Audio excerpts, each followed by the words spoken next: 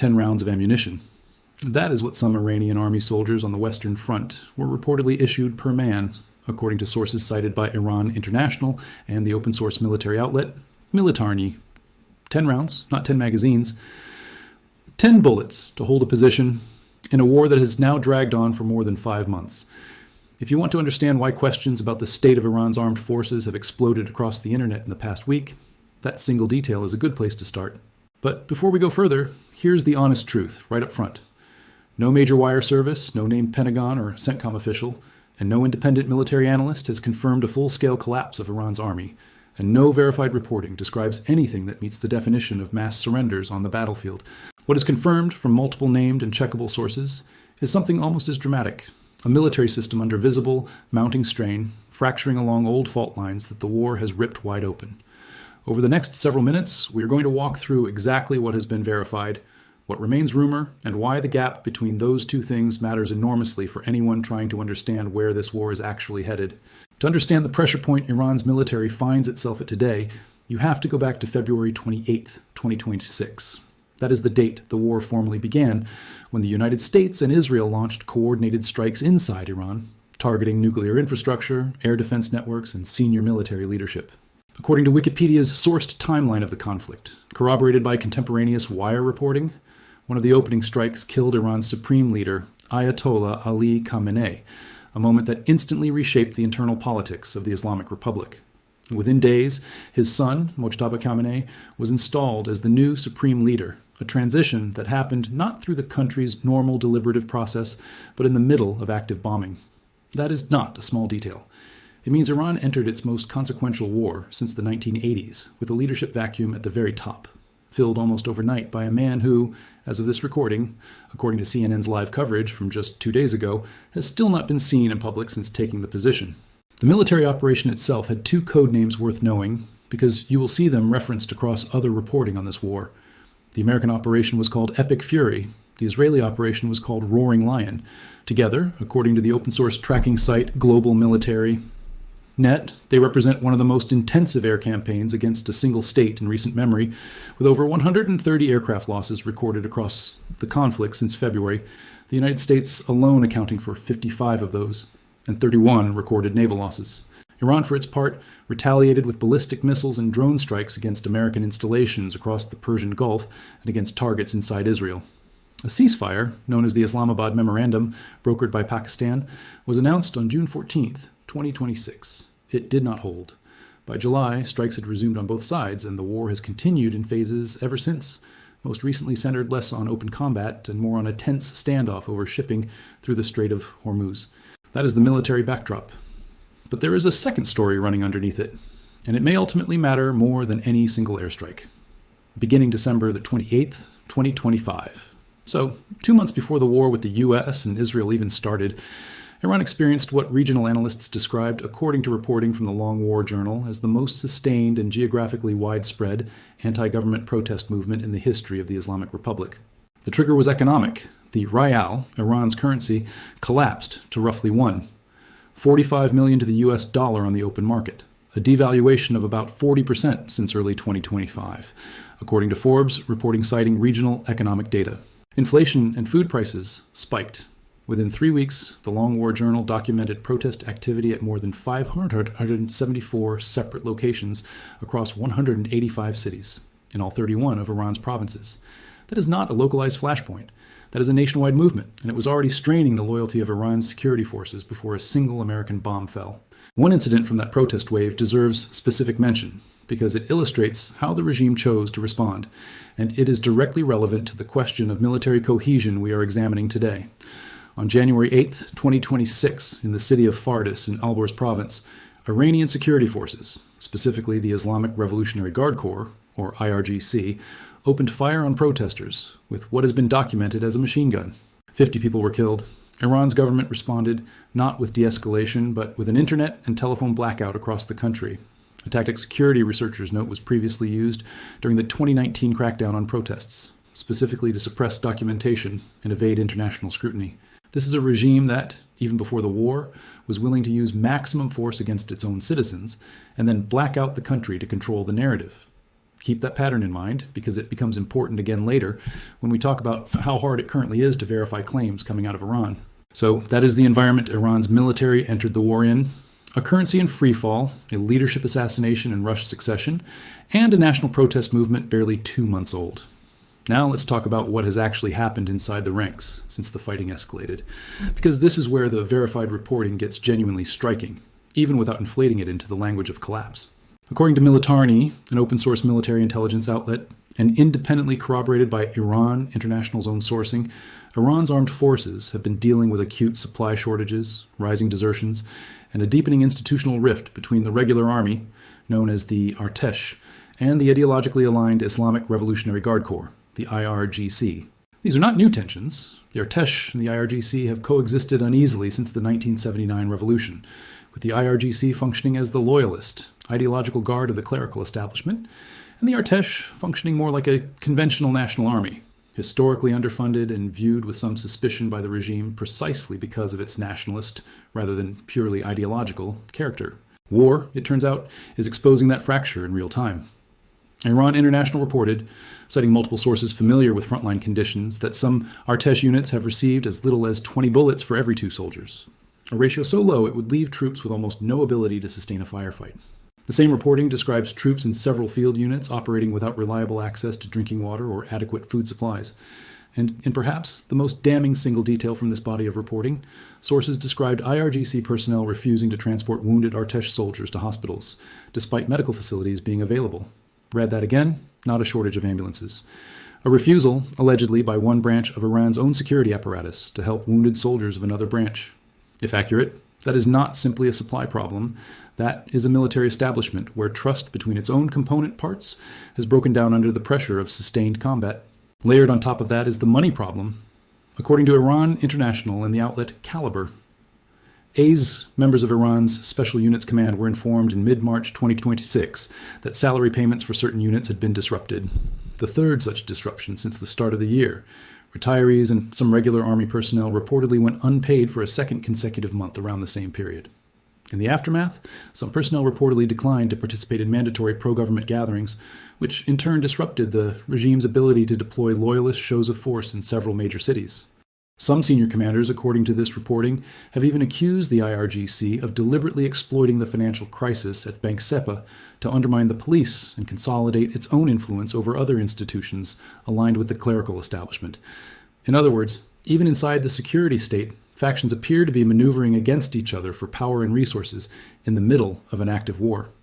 Now, let's talk numbers, because one figure in particular has circulated widely and deserves careful handling. Reporting from Israel National News, citing what it describes as recent intelligence assessments, put the desertion rate among Artesh units in key western border regions at approximately 14% in the months leading into the current escalation. That is a striking figure if accurate, and it is worth stressing exactly how it should be read. It is attributed to intelligence assessments reported through an Israeli outlet with a clear editorial position on the conflict, not to an independent named battlefield inspector or a neutral military auditor. That does not mean it is false. It means it should be treated as a serious but singly sourced claim, not as an established fact repeated without context. That same report frames the desertion trend as part of what it calls an Artesh IRGC divorce, the idea being that the Artesh, viewed by ordinary Iranians as defenders of the nation rather than enforcers of the regime, may be far less willing than the IRGC to fight, or die, purely to preserve clerical rule. There's also a documented pattern of officers, not just enlisted soldiers, leaving the country entirely. According to reporting from Iran Newswire, which draws on testimonies from defectors, regional media investigations, and human rights sources, a growing number of mid-ranking IRGC officers and specialized personnel have fled Iran since the start of 2026, using routes through neighboring Turkey and Azerbaijan. The same reporting describes an organization increasingly strained by internal distrust, economic pressure, and fear of internal purges, a very different picture from the disciplined, ideologically unshakable image the IRGC has spent decades cultivating. And crucially, the regime itself has all but confirmed that it is worried about this. The Long War Journal, drawing on a since partially deleted public statement, reported that the intelligence organization of the IRGC issued a warning on January 9, 2026, that defiance, desertion, or disobedience among military personnel would be met with trial and decisive action. A section of that warning was quietly removed from public view shortly after it was posted. A decision the Long War Journal's sourcing suggests reflects concern within the regime about triggering wider panic. As one analysis published in the Jerusalem Post put it, a warning like that does not tell you how many personnel have actually disobeyed orders, but it does tell you the regime considered the possibility serious enough to threaten its own forces publicly, in writing, and then think better of leaving that threat visible. That same Jerusalem Post analysis includes an important caution that we want to pass along directly, because it is exactly the kind of nuance a responsible breakdown of this story needs. These incidents, the piece argues, must be kept in proportion. A published warning, a documented desertion rate in specific border units, isolated reports of supply shortages and inter-service friction, these are all real, sourced, and significant. But they are not, on their own, proof that Iran's armed forces as a whole have broken down, stopped fighting, or begun surrendering en masse. There's a meaningful difference between a military under severe strain and a military in collapse. The evidence we have collected points clearly to the former. It does not, at least not yet, point clearly to the latter. So where does that leave the war itself right now, this week? According to Al Jazeera's live coverage and CNN's Middle East desk, both updated within the last several days, the conflict has shifted in character. Open combat has given way, for the moment, to a tense negotiation over the Strait of Hormuz, the narrow waterway through which a significant share of the world's oil transits. Oman has been leading mediation efforts with Qatar, Pakistan, and Egypt also involved, according to Axios reporting, cited within CNN's coverage. As of August 7, 2026, day 161 of the war, according to the tracking site Global Security. President Trump told reporters the war has got to end pretty soon, adding that he did not believe Iran can go much longer. Around the same time, Bloomberg reported that a draft Iran-Oman text, under review in Iran's parliament according to the Fars news agency, would bar U.S. and Israeli-linked ships from the strait and require compensation from what the draft calls hostile states, though that arrangement reportedly still requires the unconfirmed personal assent of Supreme Leader Mojtaba Khamenei. The picture on the ground is not straightforwardly one of collapse or resolution. It's contested, messy, and still moving day to day. On August 7th, explosions were reported near Keshem Island, close to the strait's entrance, with Iranian state media describing a naval confrontation with hostile enemy targets. A Hormozgan provincial official reportedly denied that characterization, leaving the actual nature of that incident unresolved and unverified as of this recording. That is worth flagging clearly. When state media and local officials contradict each other on basic facts about an incident, the responsible thing to do is report the contradiction, not pick the more dramatic version. Trump's own public statements throughout early August captured just how unsettled the diplomatic track has been. On August 3rd, according to CNN's live coverage, he called Iran's leadership unbelievably duplicitous on social media, accusing Tehran of privately requesting talks while publicly denying any discussions were taking place. By later that same day, his tone had shifted, telling reporters that talks were indeed underway and describing them as Iran's last chance to sign a good document. He floated the possibility that the Strait of Hormuz could fully reopen as early as August 4th as a first phase of any deal, with denuclearization negotiations following as a slower second phase. Iran's foreign ministry spokesman, Ismail Baghei, publicly denied any direct talks were happening with Washington at all, insisting Iranian negotiators were dealing only with Oman on the narrow question of shipping passage, while any broader U.S.-Iran issues were being left, in his words, to the next stages. By August 9th, according to Al Jazeera's live coverage from that day, Trump described the U.S. posture as only semi-negotiating with Tehran. By August 10th, Al Jazeera reported Trump was separately floating demands that Iran pay compensation for what he characterized as Tehran's broader regional conflicts. This is not the rhetoric of a war that has been decisively won or lost. It is the rhetoric of two sides still maneuvering for leverage at the negotiating table 5.5 months in. Meanwhile, the economic toll on Iran continues to mount, and it connects directly back to the military strain we discussed earlier, because an army that cannot pay its own soldiers is an army that struggles to retain them. CNN's August 11th coverage reported that the United States imposed its 8th round of sanctions on Iran so far this year. Baghei, again speaking for Iran's foreign ministry, said the country would not buckle under sanctions he described as undermining the chances of a diplomatic resolution. On the infrastructure side, Iran's oil ministry news agency, Shana, reported that the country is working to restore 95 million cubic meters per day of lost gas production capacity, following damage to processing facilities in the Persian Gulf port city of Asaluya. Iran's oil minister, Mohsen Paknejad, said debris removal at 4 damaged facilities had been completed, and reconstruction was being accelerated, while cautioning that some of that lost capacity would remain unavailable for some time yet, And despite Trump's claim that the U.S. Navy had swept the Strait of Hormuz for mines and achieved full control of the waterway, the maritime intelligence firm Kepler told CNN that actual shipping traffic through the strait has remained subdued over the past week, and weakened further heading into the weekend. In plain terms, the Americans are describing the strait as secured, the shipping data is not fully backing that up, and Iran's own energy infrastructure is still visibly damaged and under repair. None of that is what a functioning, victorious wartime state usually looks like. But none of it is army collapse either. It is a country and a military both operating under sustained, compounding pressure on multiple fronts at the same time. There is also the question of who is actually running Iran's military right now, and that answer changed just 2 days before this recording. According to CNN's August 11th coverage, Supreme Leader Mojtaba Khamenei announced 6 senior military appointments, reshaping the command structure of Iran's armed forces in the middle of the war. Ali Abdullahi was named Armed Forces Chief of Staff.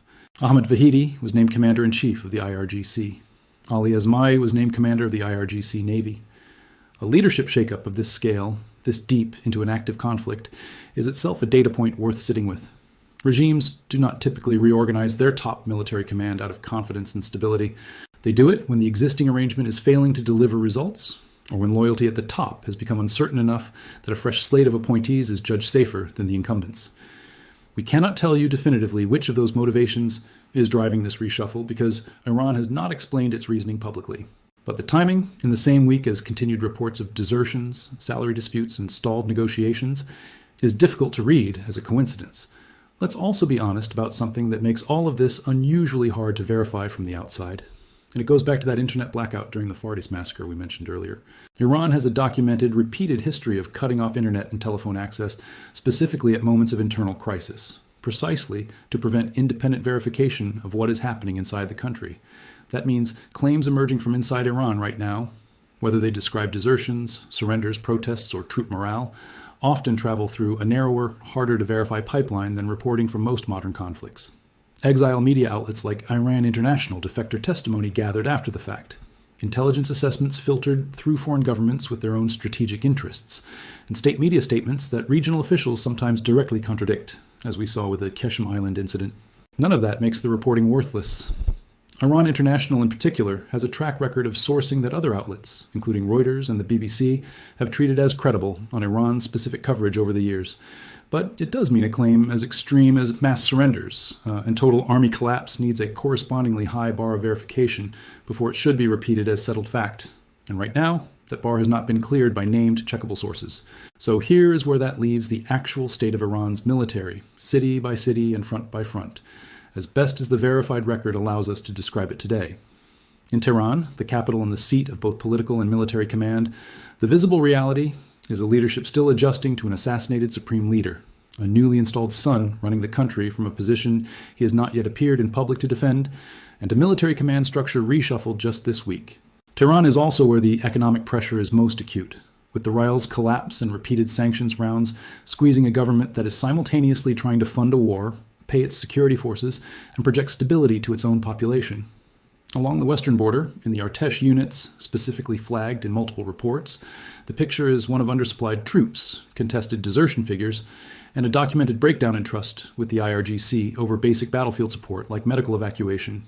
In the Persian Gulf and around the Strait of Hormuz, the picture is one of contested control, subdued shipping traffic despite American claims of full naval dominance, and ongoing negotiations that both sides describe in contradictory terms almost daily. And beyond Iran's borders, in Turkey and Azerbaijan specifically, there is a documented and growing population of IRGC officers who have chosen exile over continued service, according to defector testimony and regional investigative reporting.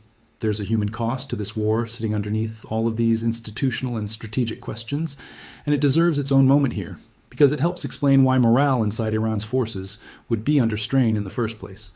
According to the Pentagon's own casualty accounting system, the DCAS database, cited in CNN's August 4 coverage, 18 U.S. troops have been killed and 687 wounded since the war began on February 28th, including 4 killed and 270 wounded in the period from July 7th onward, categorized under overseas operations. On the Iranian side, casualty figures are far less centrally tracked and far more contested, which is itself a symptom of the same verification problem we described earlier. A government with a documented pattern of controlling information during moments of crisis is not a government that publishes clean, independently auditable military casualty data in the middle of a war. What we can say, based on Wikipedia's sourced summary of the war's impact on Iran, is that the human toll extends well beyond the battlefield. UN human rights. Chief Volker Turk described the war as reckless and said it was disproportionately affecting civilians across the Middle East and beyond. Tehran itself, according to that same sourced summary, became something close to a ghost town in the early days of the bombing campaign, with residents afraid to leave their homes or report to their jobs. Schools across the capital were ordered closed. Banks and government offices stayed open, but at reduced capacity. There were even reports that prisoners inside Tehran's Evin prison were receiving only limited bread and water rations in the war's opening days.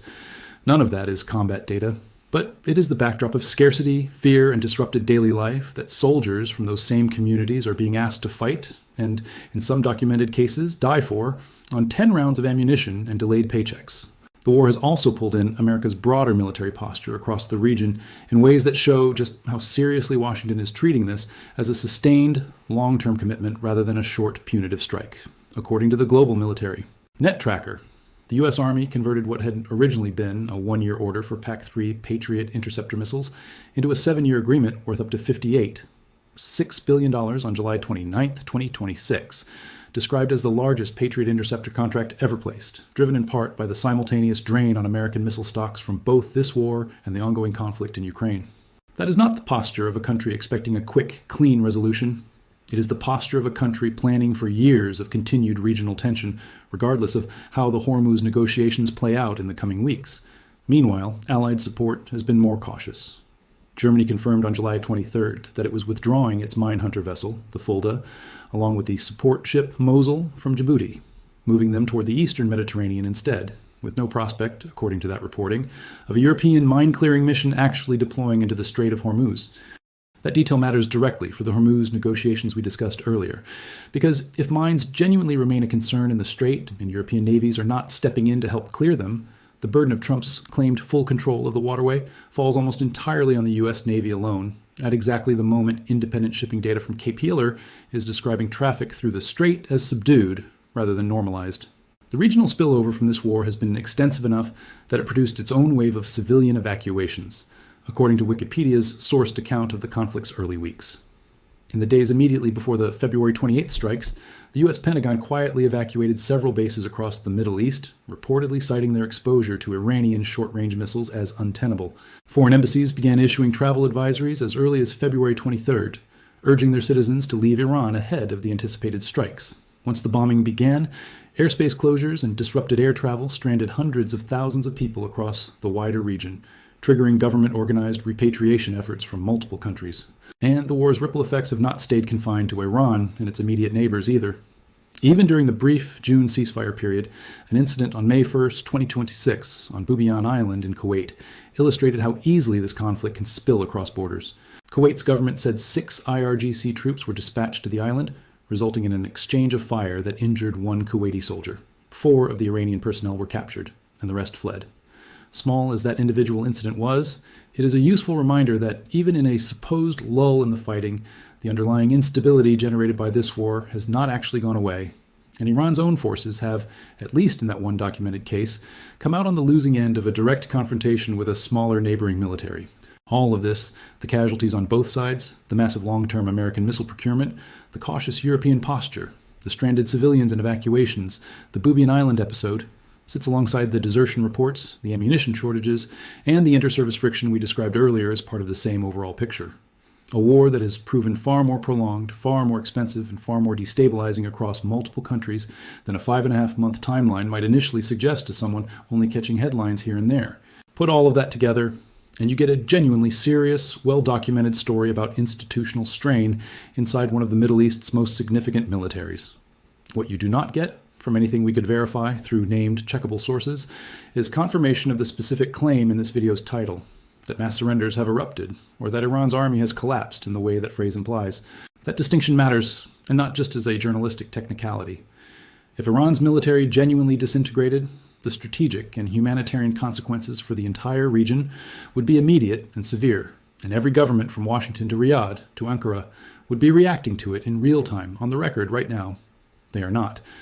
What we are watching instead is something slower, messier, and in some ways more historically significant, an old institutional fracture between Iran's ideological guard and its national army, cracking open under the specific pressures of a war that has already killed a supreme leader, wrecked the national currency, and triggered the largest protest movement in the Islamic Republic's history, all before the fighting itself is even finished.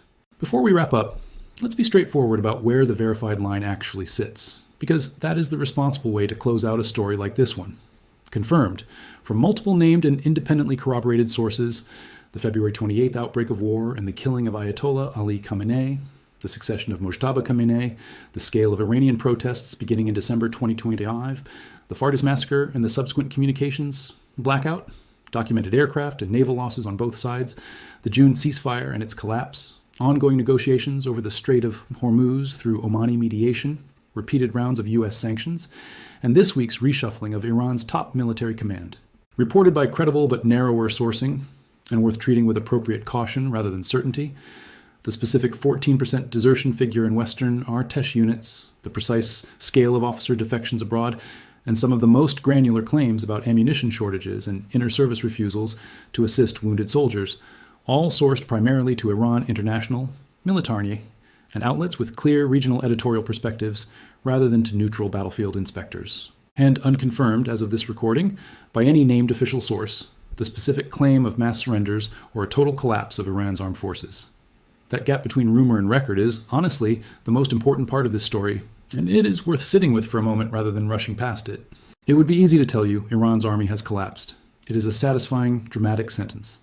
It is also not something the evidence currently supports. What the evidence does support is a military institution under some of the most severe internal pressure it has faced in the history of the Islamic Republic, fighting a war it did not clearly choose the timing of, propping up a leadership transition it did not have time to prepare for, and doing all of that while its own two main branches appear, by multiple independent accounts, to increasingly distrust one another. Whether that pressure eventually produces something that genuinely does look like a collapse, or whether it stabilizes into a new, uneasy equilibrium the way past crises inside Iran's military have, is a question nobody outside Tehran can answer with confidence right now. Anyone telling you otherwise, in either direction, is guessing. So we will leave you with the honest, open question this story actually deserves. Given everything we've laid out, the documented desertions, the supply shortages, the inter-service friction, the leadership reshuffle, and the fact that the war itself is still unresolved 5.5 months in, do you think Iran's military structure holds together through to whatever comes next? Or do you think the fractures we're already seeing are the early signs of something bigger still to come? Let us know what you think, and we'll keep tracking this one as the verified facts continue to develop. Thanks for watching. One more thing worth adding, because it directly explains why a title like this one spread so fast in the first place.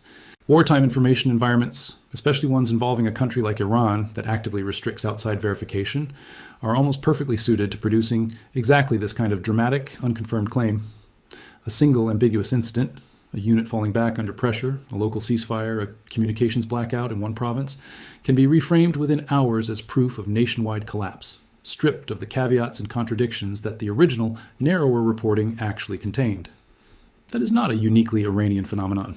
It happens in nearly every modern conflict where access for independent journalists is limited. The responsible response to that environment is not to assume every dramatic claim is false, and it is not to assume every dramatic claim is true either. It is to keep asking the same basic question we tried to answer today. Who, specifically, is saying this? What did they actually witness or verify? And does it hold up against everything else we can independently confirm? On the specific question of Iran's army collapsing and mass surrenders erupting, today's answer, based on everything named and checkable sources currently support, is that the country's military is under real, serious, well-documented strain, but that the more extreme claim remains unproven.